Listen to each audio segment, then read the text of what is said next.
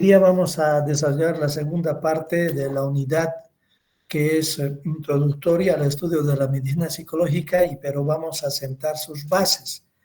Vamos a sentar las características y las áreas donde se desarrolla esta actividad. Entonces, ¿de qué vamos a hablar en esta unidad? Primero vamos a hablar de la dimensión social de la medicina. Luego vamos a ir a abordar los modelos conceptuales en los cuales realizamos la actividad médica.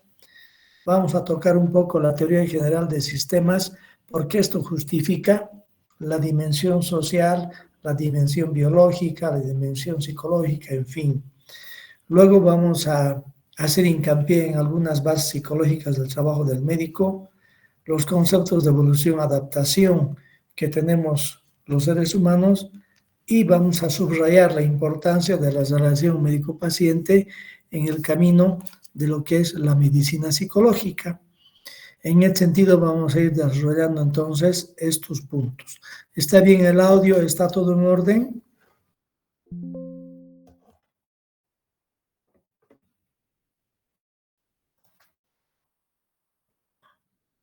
¿No hay problema con el audio? Sí, doctor, todo bien. Doctor, ¿está todo bien? Excelente, yo también los escucho muy bien. Así que adelante con la actividad. Muy bien, no podemos nosotros dejar de percibir que los seres humanos somos seres sociales. No hay ser humano que viva en soledad. Es inconcebible vivir en soledad. Teóricamente no es solo esa tendencia a formar tribus, sino el hecho de que el ser humano, al ser un ser tan individual, tan único, necesita relacionarse con personas que más o menos lo entiendan. Dice que esta unicidad nos hace solitarios. Entonces necesitamos del grupo y como especie necesitamos también de la tribu, que es la que básicamente ha ido conformando la cultura. Entonces, obviamente somos seres sociales y en este siglo surgen nuevas transformaciones de acuerdo también a las características y a la evolución técnica de una sociedad. Las instituciones de salud entonces, como hemos visto o vamos a ver en algunos aspectos, han pasado de ser caritativas, como en el medioevo, donde la iglesia era la que controlaba todo el proceso de salud y prácticamente no había médicos formados, había solo sacerdotes. De esta visión caritativa del medioevo, la salud ha ido pasando a una institución más laica, a una institución donde ya la medicina daba sus primeros pasos, saliendo de 1300, 1400, por ejemplo, empezando a salir del medievo y más empezando a tener un aspecto laico, pero también científico. Entonces, esas son situaciones caritativas, se pasó a instituciones de solidaridad social. Y actualmente ya tenemos nosotros una visión donde hay profesionales libres que tienen la capacidad o el deseo de trabajar en el área privada y también conformamos otro gran grupo de los servidores públicos que somos parte del Ministerio de Salud. Por lo tanto, la sociedad planifica la salud a través de entes preparados para esto. El Estado toma estas planificaciones, las utiliza, emplea al médico y le dice lo que espera de él a través de protocolos y de situaciones que deben hacer el funcionar todo el sistema de salud de una sociedad y de un país. Una de las cosas más importantes en este proceso de cambios y de un crecimiento de lo tecnológico y también científico ha sido el reconocimiento que la salud depende de varios factores que están unidos, que están enraizados, como se dice, y que de esta manera tenemos que intervenir a diversos niveles. La estructura económica es importante para los recursos, para la salud, la nutrición, la educación, la salubridad, las condiciones de vida y todo esto influyen en ese contexto y en esa visión de la salud. Por eso hubo un cambio en la definición de salud. Antes era simplemente la ausencia de enfermedad, pero actualmente el concepto de salud no es solamente eso, sino todo el desarrollo de las capacidades individuales, el estar al servicio de una sociedad, el poder desarrollarse como una persona, el tener estabilidad mental, en fin, todo esto entonces está relacionado con esa ese paso hacia adelante, de que la salud depende de varios factores. ¿Sí? Entonces, los grandes modelos que hemos tenido conceptuales en medicina han sido el modelo científico a través del desarrollo de todas las capacidades de investigación y la posibilidad de hacer avances técnicos, y el modelo biomédico, donde también integramos más al ser humano, lo integramos en este proceso de conocimiento, pero no es suficiente. El modelo científico, ustedes comprenderán que, en cierta manera, pone a un lado al ser humano en el proceso. El modelo biomédico ya lo integra, pero es parte todavía de un camino que vamos a ir avanzando de manera conceptual. ¿Qué es lo que hace que se vaya integrando al ser humano en una función mucho más abarcativa? Entra la teoría general de sistemas, a quien Borben Talanfi en su teoría desarrolló un esquema interesante que habla que el organismo como totalidad es un sistema cuyas partes están en interacción dinámica. Los sistemas cerrados, dijo él, son más mecánicos. Por ejemplo, el sistema musculoesquelético, donde simplemente responde a un factor reflejo. Los reflejos, en realidad, el reloj rotuliano, el reloj patelar y todo eso, simplemente es un sistema cerrado de un estímulo y una respuesta. En cambio, para abordar dentro de la teoría general del sistema al organismo, al ser humano, tiene que ser un sistema abierto. Entonces, los sistemas abiertos son biológicos. ¿Por qué? Porque tienen un proceso de retroalimentación, ¿no? Básicamente un ejemplo sería la regulación de la temperatura. Entonces empieza a subir la temperatura y empieza a haber una vasodilatación en la piel para que básicamente se vaya enfriando toda la circulación a través de la vasodilatación periférica o de la respiración, que requiere una mayor concentración de CO2 para que empiece a regularse a través de la respiración y bajar el CO2, que es el que estimula. Entonces, es un proceso biológico abierto. Siguiendo esta línea de pensamiento, entonces, el sistema biológico es un sistema abierto que está con una continua interacción con el ambiente. Entonces, para entender de manera integral al ser humano, nos ayuda mucho este concepto para entender la medicina y la psicología dentro de la teoría general de sistemas. Una de las cosas más importantes de la teoría general de sistemas es la capacidad de que este sistema abierto está en interacción continua con su entorno y al mismo tiempo que responde también va recibiendo información. Un ejemplo es la comunicación.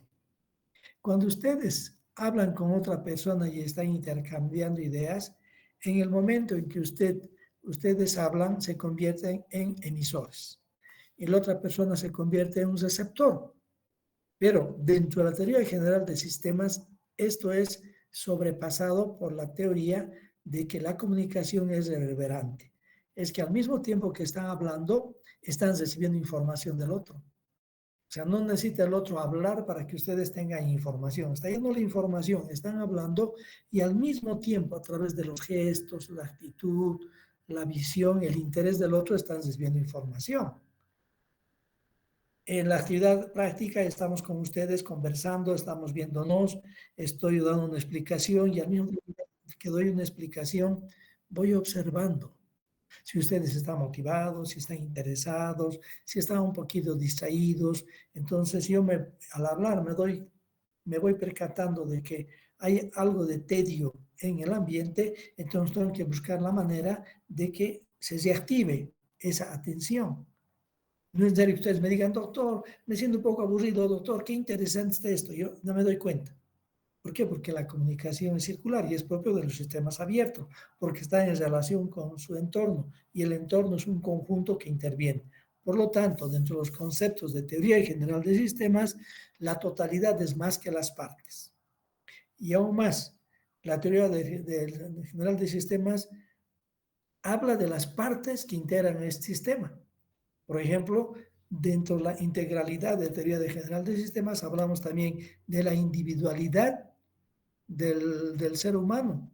Somos un hecho biológico, genético, metodológico, fisiológico, inmunológico, es decir, respondemos de una manera muy especial a los diferentes eventos que nos toca vivir. Y eso habla de la característica muy personal de cada sujeto. Y la teoría general de sistemas, ¿a dónde nos lleva? A la visión biopsicosocial. También tendríamos que decir cultural, porque también hay que ver en qué entorno se desarrolla el concepto de medicina y de psicología.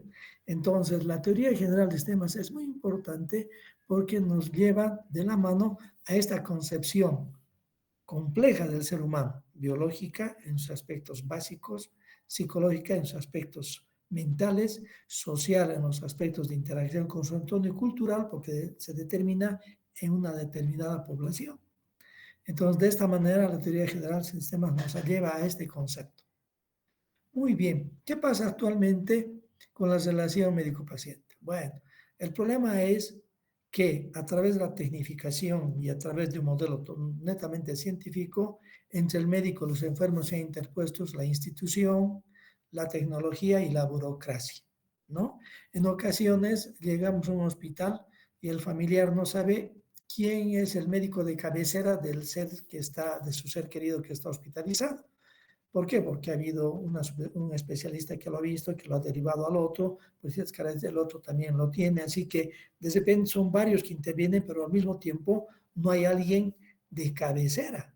Y esta es una situación que es parte de todo el complejo sistema de la tecnificación y de los hospitales y también del aumento de los pacientes que acuden a consulta.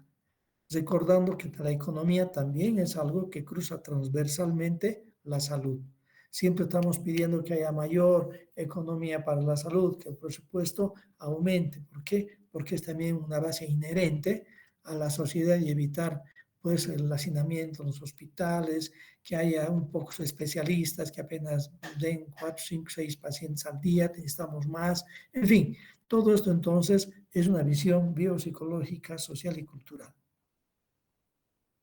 Entonces, el modelo biopsicosocial que nos vamos a agarrar y que lo vamos a utilizar dentro del acercamiento de la medicina psicológica al paciente es un modelo que permite entender áreas como la personalidad, cómo se estructura la personalidad, porque la personalidad tiene dos características, un aspecto biológico, genético, hereditario, que es el temperamento, la manera básica de ser de un sujeto, y el carácter donde interviene la sociedad, nos moldea. Por eso somos nosotros muy especiales, únicos, pero también compartimos cosas con nuestro entorno social. Luego la relación médico-paciente, qué cosas van a intervenir en relación a la cultura, a la educación, al temperamento de cada persona. Luego tratar de entender que muchos de los problemas físicos pueden tener un origen en los problemas psíquicos. Y eso también es algo que vamos a ir desarrollando y viendo. Entonces, dentro del contexto biopsicosocial, la mente y el cuerpo son expresiones de un mismo fenómeno en una continua interacción con el ambiente personal y externo. Entonces, el sujeto actúa sobre su ambiente y su ambiente actúa sobre él. ¿Y de qué manera actúa? Como esa forma circular reverberante, al mismo tiempo que se interviene, también uno recibe una aferencia.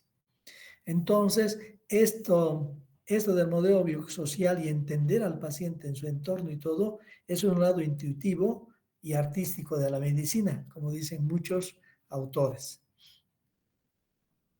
Dentro del modelo biopsicosocial tenemos que hablar de un concepto de totalidad, porque la teoría general de sistemas habló de esto. ¿Y qué dijo? La psicología de la estructura indica que nada se percibe de manera aislada, todo se percibe de una manera simultánea y toda la información llega como una totalidad organizada. Este es un fenómeno muy complejo, pero este concepto de totalidad se da como una función cerebral donde lo que vemos, lo que escuchamos, lo que oímos, lo que percibimos físicamente, todo está llegando al unísono y eso nos da una imagen total de algo. Y el cerebro por sí solo tiende a unificarlo.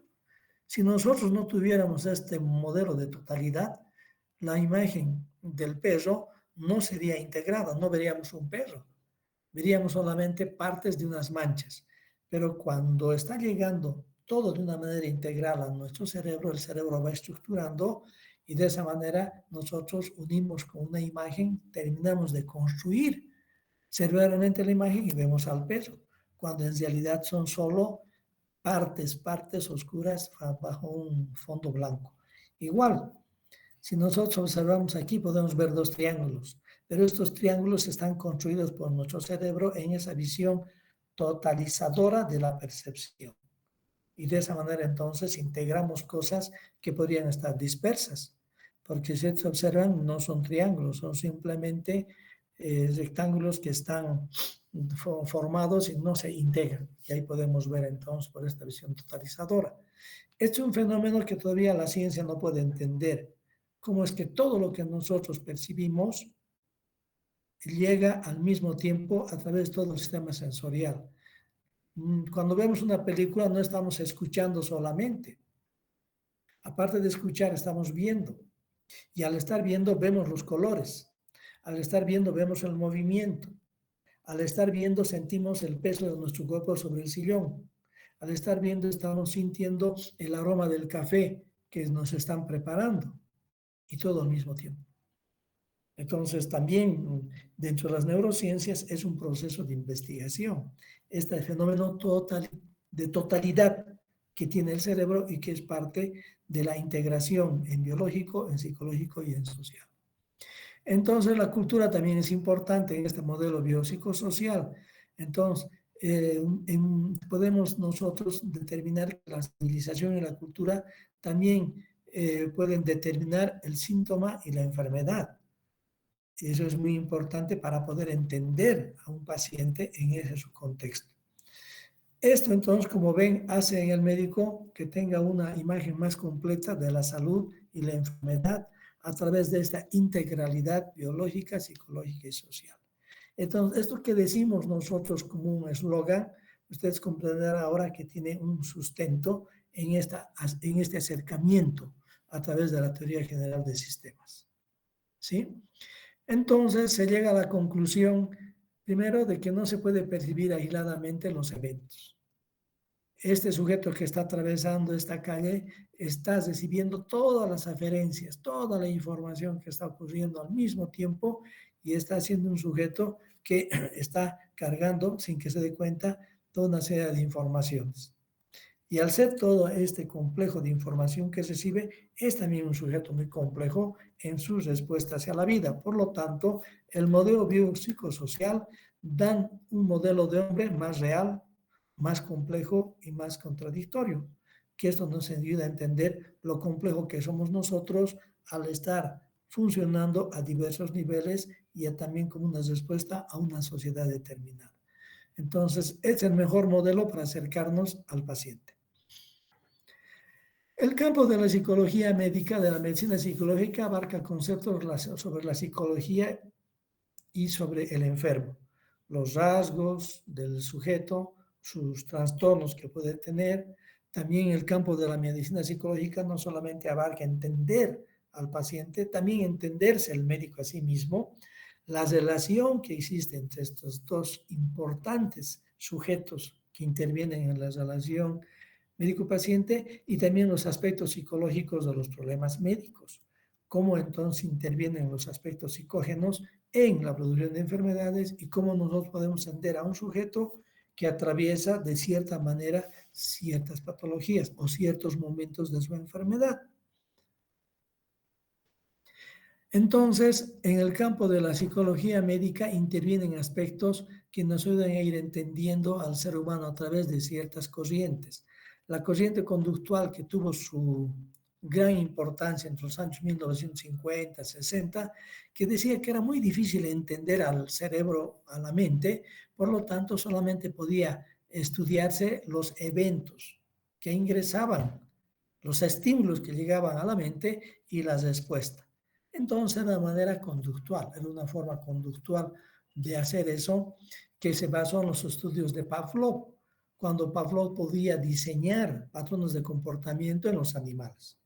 El famoso estudio sobre Pavlov, sobre el perro de Pavlov, agarró a un perro y dijo, vamos a condicionar al sistema biológico de este animal a través de una serie de estímulos. Entonces, ¿qué hacía? Agarraba, le llevaba comida y tocaba una campanilla. Entonces le daba de comer al perro y tocaba una campanilla. Entonces el perro empezó a ver la comida y a salivar, pero eso estaba junto con la campanilla. Entonces fue creando un reflejo condicionado. Después agarraba y tocaba la campanilla y el perro empezaba a salivar, empezaba a secretar jugos gástricos, empezaba a tener una respuesta, aunque no haya la comida, solo al estímulo auditivo. Entonces, de esta manera se desarrolló una conducta donde se podían conseguir ciertas respuestas a través de ciertos estímulos. Esta corriente conductual fue avanzando, pero se quedó en un complemento solamente de otros avances. Por ejemplo, la corriente fenomenológica, donde implica que la persona va a tener la capacidad de ponerse en el lugar del otro, de entender y de captar sus estados psíquicos. Está deprimido, yo lo veo, lo estudio, lo analizo y empiezo a imaginarme cómo sería ese estado. Entonces, la fenomenología es una forma de conocimiento cognitivo, emocional de lo que le está ocurriendo al otro. Y la corriente psicodinámica, cuando Freud dijo, no todo lo que nosotros hacemos lo hacemos de manera consciente. Tenemos un área consciente, una preconsciente y una inconsciente. Esta es una corriente que vamos a desarrollarle en una clase especial, teniendo en cuenta que todo el mundo inconsciente es el que está dando las pautas para el comportamiento. Entonces, estas corrientes que ayudan que la medicina psicológica vaya teniendo herramientas para acercarse a la realidad de los pacientes. Es importante la medicina psicológica para el médico, es muy importante por varios aspectos. Simplemente algunos los voy a mencionar. Se sabe que el primer contacto con pacientes con patología somática y mental es el médico general. El primero que va a recibir eso es el médico que está atendiendo de primera instancia a los pacientes y que después va a hacer su camino de especialidad. Pero los médicos generales, internistas, están recibiendo a los pacientes que tienen este tipo de aspectos, tanto psicológicos como somáticos. Y hay un gran porcentaje que viaja a la consulta y que el médico debe percatarse. Entonces, el gran volumen de personas que van a consulta tienen ambos componentes. Y quien ve es el médico. Entonces, por ello, debe tener el médico destreza para manejar los conceptos psicológicos, tanto como el morfológico y el funcional. Y van a ver que esto enriquece mucho la aproximación del médico hacia el paciente. El hecho de tener este acercamiento a los aspectos psicológicos son muy importantes. Entonces, el contacto diario con los aspectos psicológicos del paciente hace que una relación con ellos sea mucho más profunda y comprensiva. Nos abre la capacidad de la empatía. Todos ustedes que me están escuchando y todos en general los alumnos tienen una base empática y por eso estamos aquí. Si no tuviéramos empatía, estaríamos en otra carrera. Como nos interesa el otro, nos interesa aliviar el dolor, nos interesa atenderlo, en ese sentido hay una empatía. Y esta empatía nosotros a través de medicina psicológica la vamos mejorando, la vamos puliendo y le vamos dando su justo sentido. La empatía es un acercamiento óptimo hacia el paciente. Cuando nuestro acercamiento no es adecuado, es distante, parecemos médicos fríos, distantes, aburridos. Cuando nosotros nos acercamos mucho, cargamos con el dolor del paciente y eso también nos hace daño.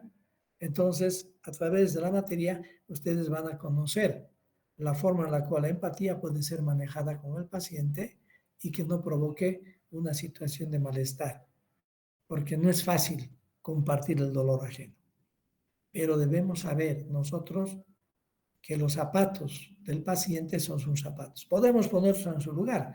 Fenomenológicamente, podemos ponernos en su lugar del paciente, compartir el sufrimiento. Y el paciente sabe que estamos al lado de él. Pero también es reconocer que esos son sus zapatos. Es un juego interesante que manejamos con la empatía. Y eso es algo que también lo vamos a desarrollar en esta etapa de la materia. ¿Sí?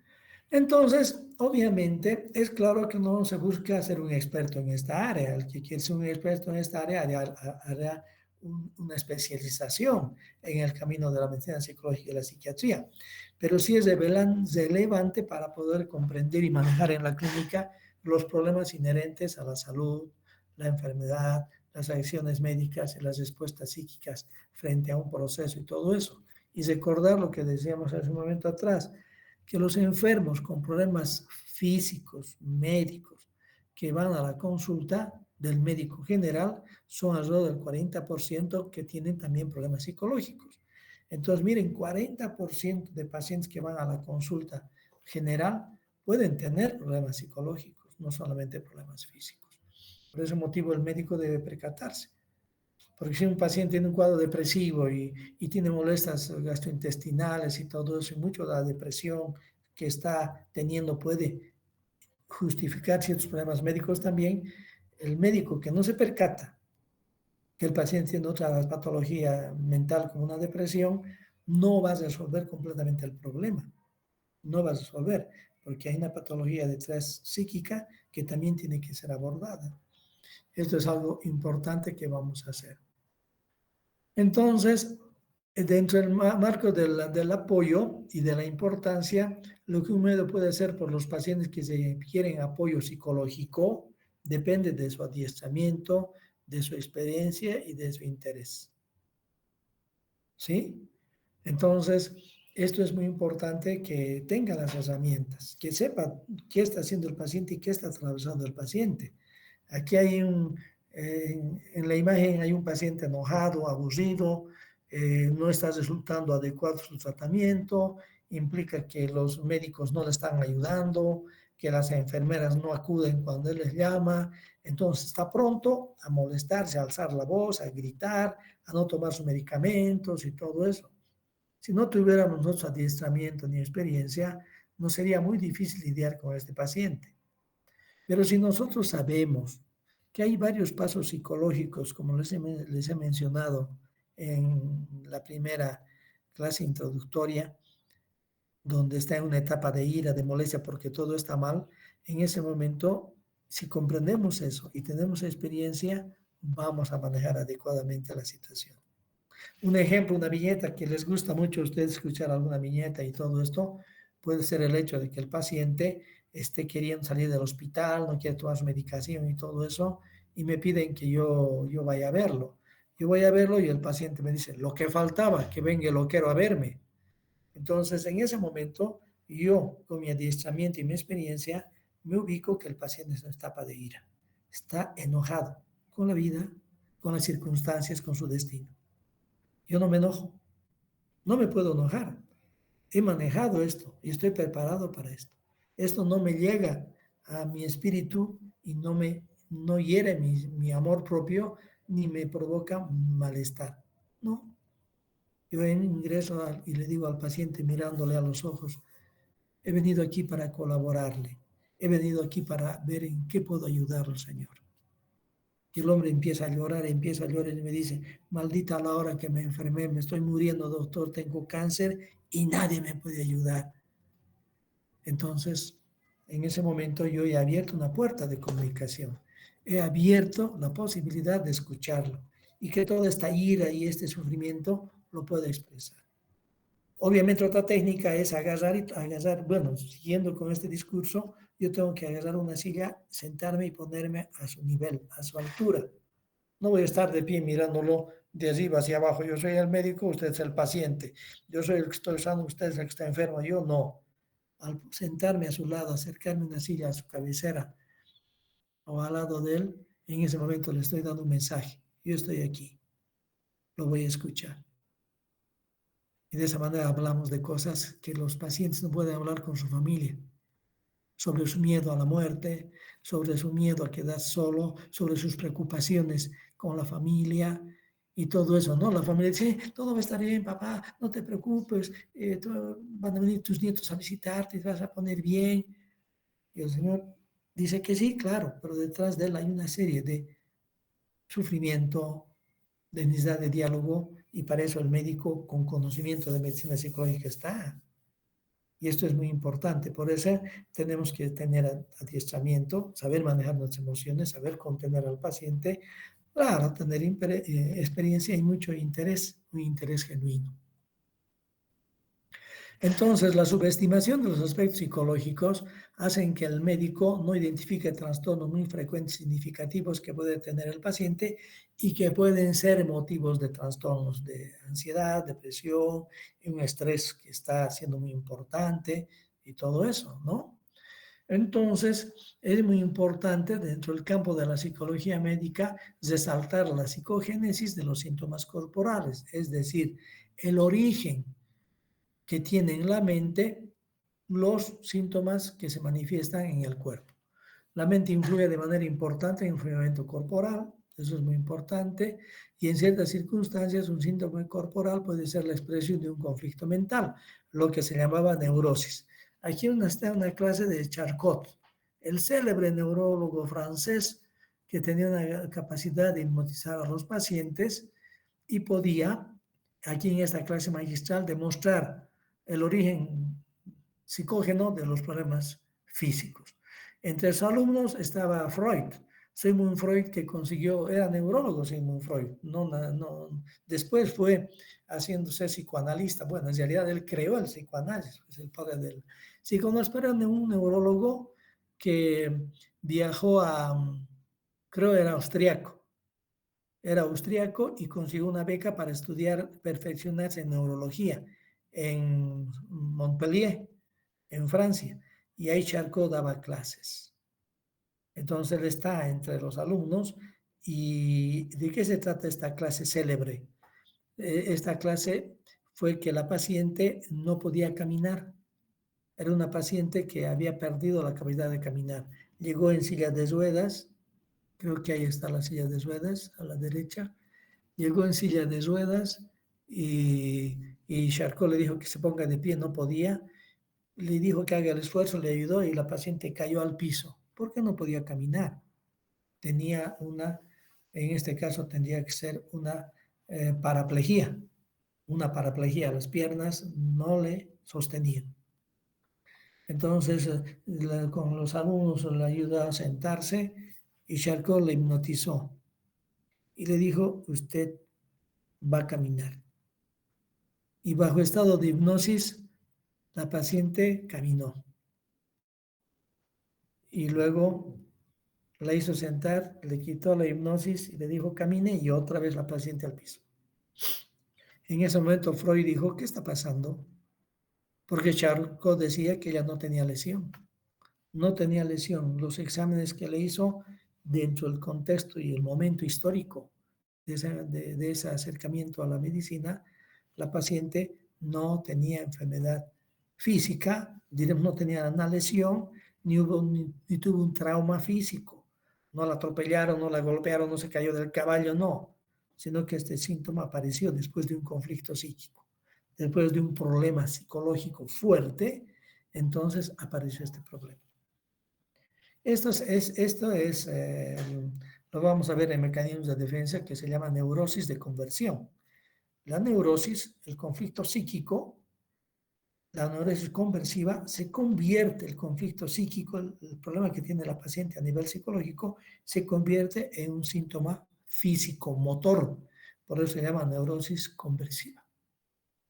Podría también ir hacia el terreno de la mente y tener problemas, por ejemplo, de amnesias lacunares, olvidarse las cosas, pero es una neurosis disociativa.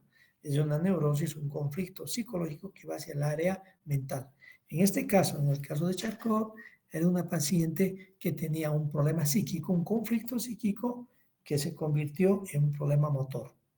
Entonces, esto es lo que se fue desarrollando como que en ese entonces era muy frecuente que los conflictos psicológicos se manifestaran como problemas físicos. Actualmente podemos tener este tipo de experiencias y todo eso, el trastorno postraumático, un conflicto terriblemente serio de los pacientes que han tenido eventos o la guerra, reviven y sufren toda una serie de problemas a través del trauma que han tenido. Esto ya lo desarrollaremos en mecanismos de defensa, este tipo de funcionamiento psicogénico. Muy bien, entonces la relación médico-paciente es el eje del trabajo del médico. Cada intervención que uno tiene se inicia con interrogatorio y muchas personas que han abordado esto observan, como ahí entra algo, que hay una intención del médico, hay una intención del paciente, hay un rol que juega el paciente, hay un rol que juega el médico y hay expectativas que tiene la sociedad sobre el funcionamiento de cada uno. Entonces, la intención del médico será tratar al paciente, acoger su deseo de curarse, darle el tratamiento técnico más resolutivo que se pueda, y el paciente tendrá que tener el deseo de curarse y el hecho de hacer caso de las indicaciones del médico y saber aceptar que no es capaz de seguir funcionando adecuadamente, ¿sí? Entonces, dentro de este contexto institucionalizado, donde la sociedad no se observa cómo funciona el médico, cómo funciona el paciente, estamos marcando la importancia de la personalidad, del estrato social, la cultura y el escenario que se da para que podamos nosotros funcionar adecuadamente en esta relación trascendente médico-paciente. Entonces, las ciencias biológicas permitieron abordar los fenómenos biológicos y los fenómenos anímicos por las ciencias naturales. Las neurociencias se van acercando hacia las bases biológicas de la memoria para demostrar que una neurona puede tener memoria a través de un estudio ya muy detallado en cierto tipo de animales. Luego, las respuestas endógenas al estrés. Cuando el estrés empieza, el estrés no es solamente una experiencia mental, sino que empiece a haber unos cambios a nivel del todo el eje hipotálamo, hipófisis, suprarrenales, para que la hormona del estrés, el cortisol, empiece a funcionar y a producir los cambios que existen en el cuerpo del ser humano, todos los cambios metabólicos neuroendocrinos. Ahora bien, ¿es necesario para la mente estar frente a un peligro real objetivo? No, puede ser un problema subjetivo y este problema subjetivo ya puede disparar todos los desencadenantes del estrés.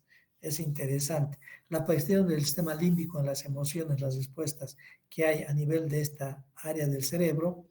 Luego el estudio de las sustancias reticulares en la conciencia y el proceso evolutivo del ser humano y de qué manera entonces la conciencia implica el hecho de basarse en la atención, en la memoria, para percatarse, para darse cuenta de, a través de la vigilia. Luego las bases biológicas de la personalidad, cómo nosotros estamos estructurados de una manera que ya tenemos información desde que nacemos. No somos una tabula rasa, somos un ser que ya viene con información. Ahora, estos pasos y avances que hemos ido teniendo, los premios Nobel del 2000 en busca de la memoria, el premio Nobel 2014, el GPS interno, en fin, han venido de experiencias anteriores. Y aquí hay una experiencia interesante de cómo el cerebro y la mente se unen y de cómo esa visión dualista de René Descartes va desapareciendo. Y aquí viene la historia de Phineas Cage. Phineas Cage es un modelo de, de acercamiento a la relación entre la mente y el cerebro. Phineas Cage era un trabajador de ferrocarriles en Estados Unidos que en el año 1868 sufrió un accidente terrible. Sucede de lo que él hacía era ir rompiendo piedras y todo para ir abriendo caminos y los lugares más escarpados, ciertos montículos y todo eso, o grandes piedras que había en el camino de la vía, tenían que ser retirados. Para ser retirados tenían que ser reventados con dinamita. Entonces hacían un orificio en la piedra, le metían pólvora, todo, le metían un pedazo de dinamita, un pedazo de metal, de manera tal que hacían reventar y partían en muchos pedazos la roca. Bueno, él estaba haciendo eso, estaba introduciendo esta barra de metal y de repente se enciende la pólvora y esta barra de metal sale con tanta fuerza que atraviesa la parte anterior izquierda del rostro y secciona la parte anterior de la corteza cerebral, el área prefrontal, el área más anterior, la última adquisición de la corteza de la corteza humana, la área prefrontal. Sostenemos nosotros que en el área prefrontal están el área de la, de la sociabilidad, de la conducta ética, de las funciones más elevadas, los aspectos morales, las decisiones más adecuadas para el cariño, el amor a la familia, como que ahí están las funciones que hacen mucho de la personalidad. Este sujeto sobrevivió, así fue, entró en esta imagen, entró la barra y seccionó la parte prefrontal, separó el área prefrontal, ambos lóbulos prefrontales, de toda la corteza. Y no van a creer, este sujeto sobrevivió. Llegó él incluso consciente, despierto, al hospital y le dijo al médico: doctor, le estoy trayendo un caso muy grave. Y el médico se espantó. Así dice su historia clínica, porque su historia clínica es un documento valioso. Estas dos imágenes están muy diseminadas en las charlas que hacen los especialistas de mi área de psiquiatría y medicina psicológica sobre la forma en la cual un accidente puede cambiar la personalidad de un sujeto, porque los rasgos de la personalidad y todo está en el área prefrontal. Bueno, eso no lo sabíamos, pero Phineas Cage fue un excelente modelo. Esta otra foto de Phineas Cage no la tienen muchos.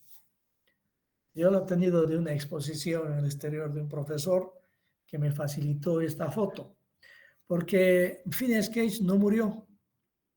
Le hicieron la intervención, le quitaron el fierro, perdió el ojo izquierdo, obviamente, porque fue seccionado todo el nervio óptico, pero sin embargo cambió, porque era un sujeto educado, era un sujeto dedicado a su familia, era una especie de pastor religioso en su entorno, le pedían consejos a Phineas Cage, era amoroso, era una persona cariñosa con su familia, con sus pares, empático, educado.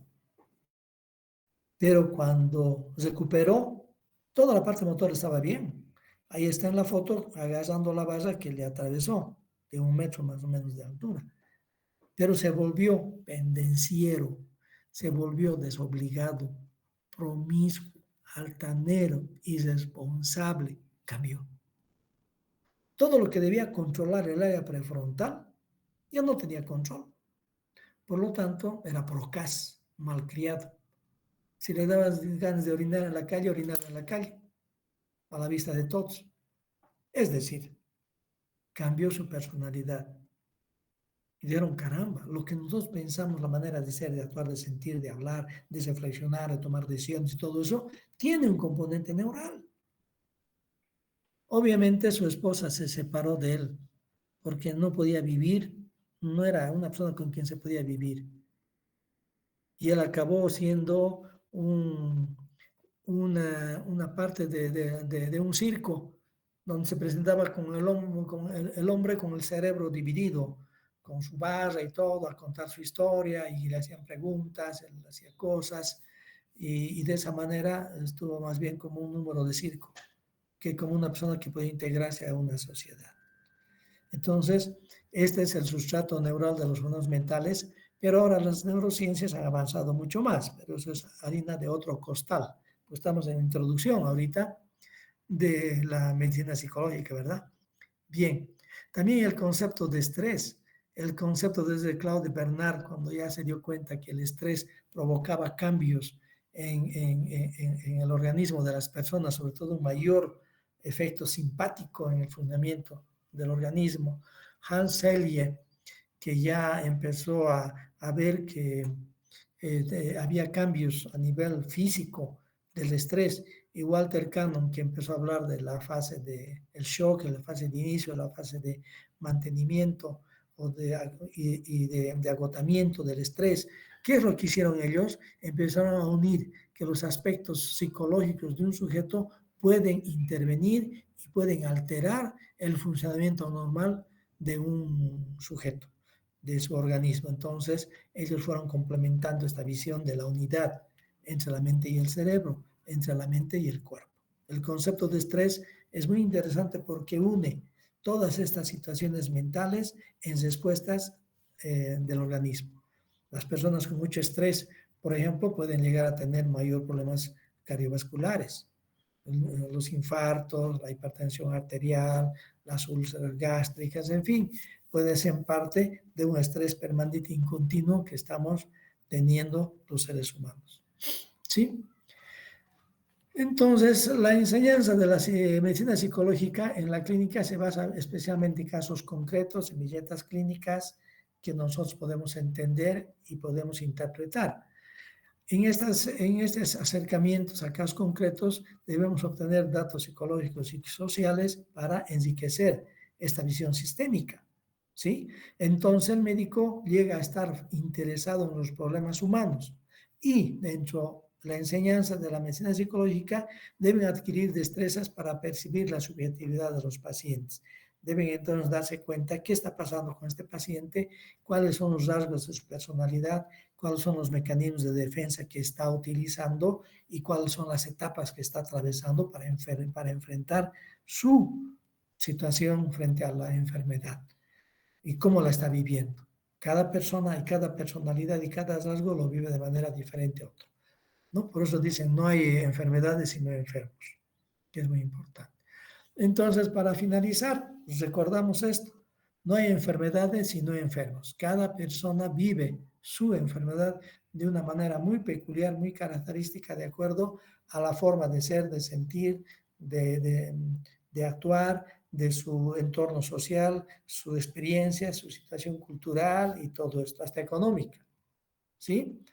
Recordar otra cosa también muy importante, muy estimadas alumnas y alumnos, que lo que es rutinario para nosotros no es rutinario para el paciente. El paciente está 2 semanas queriendo tomar la decisión por sus temores, pero si voy donde el médico va a encontrar algo, seré capaz de enfrentar esa situación. Ahora parece que no me duele nada, pero, entonces el hecho de que un paciente vaya a la consulta y ustedes hayan visto ya 20 pacientes estén agotadísimos, ese paciente para usted va a ser el número 21, para él es la primera vez que va a ver al médico. Entonces hay que ubicarse en ese sentido, hay que ubicarse y hay que decir, lo que es rutina para mí es la primera vez para el paciente. Y de esta manera van a poder atenderlo y van a poder estar atentos a ese tipo de experiencia y teniendo en cuenta que le está costando algo a ese paciente llegar. Está venciendo miedos, temores, tal vez ha estado preparándose para poder verlos. Entonces, es la primera vez y siempre va a ser la primera vez para un paciente. Y eso es algo que deben tener en mente. Muchos internos a veces me dicen, doctor, a veces hay doctores que están cansados, que ya están, ven poco al paciente, entonces le preguntamos, pero ¿por qué lo ha visto tan rápido, ha despachado? Estoy cansado y es rutinario esto, a los 5 minutos yo ya sé lo que tiene el paciente, le voy a dar su tratamiento, pero no se trata de eso, se trata de agarrar la humanidad del paciente a través de la psicología. Por lo tanto, dentro de la medicina psicológica, ustedes van a ir comprendiendo que la medicina, la psicoterapia son arte, ciencia, ética y empatía. Y van a tener elementos de psicoterapia para poder orientar a los pacientes para desarrollar eso. ¿Sí? Finalmente, esta imagen frente al dolor que ya les he mostrado en alguna ocasión, que dice que gracias a Dios que hizo el dolor, porque también hizo el tiempo, y el tiempo como el enemigo más querido nos ayuda a ir resolviendo los dolores más grandes que podemos enfrentar. Muy bien, han sido muy amables. Les estoy dejando en el Classroom las diapositivas de esta clase. Les agradezco la asistencia y, y deseo que todo vaya muy bien y vamos a estar pendientes de vernos el siguiente jueves para continuar con la siguiente unidad. Un gusto saludarlos, cuídense, muy buenas tardes.